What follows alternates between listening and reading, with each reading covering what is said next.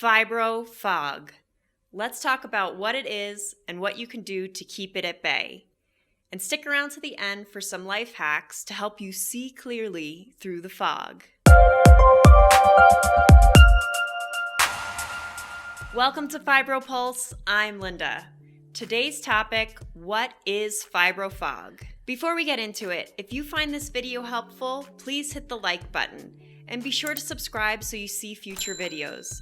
Thank you for your support. So, fibro fog is less a symptom and more a group of symptoms related to cognitive function, or rather impaired cognitive function. They are so strongly and uniquely related to fibromyalgia that they have actually been named for it. Fibro fog refers to a lack of mental clarity experienced by people with fibromyalgia, including memory deficits and difficulty concentrating. The exact reasons for this problem are not completely understood, though they seem to derive from a combination of sleep deprivation and fatigue, hypersensitivity and overstimulation, as well as mood problems and depression. It's not completely understood how fibromyalgia affects the brain and nervous system, so it's also possible that it might be a more direct result of inflammation or problems with circulation and neuroprocessing. It's also important to note that fibro fog is highly inconsistent and it can improve or worsen at times. Unfortunately, most of us find that the worse we're feeling, the worse it gets.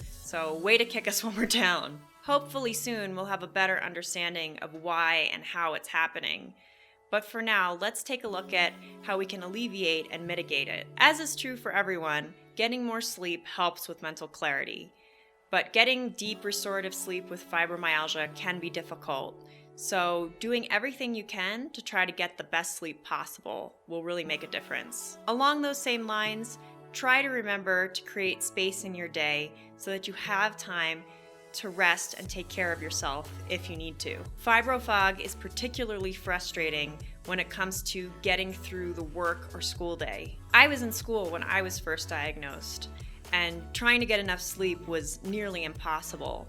So the fog was super strong during those times, and it was really difficult to get through the day. Back then, when the fog was really bad, I had a particularly difficult time remembering, which is obviously not great when you're in school. And I would just forget to bring things with me from one class to the next. So one little life hack I came up with was counting the number of items I had with me when I arrived in the classroom, and then making sure I had the same number when I left the class, because having to walk all the way back to a classroom across the school was just so exhausting with fibromyalgia.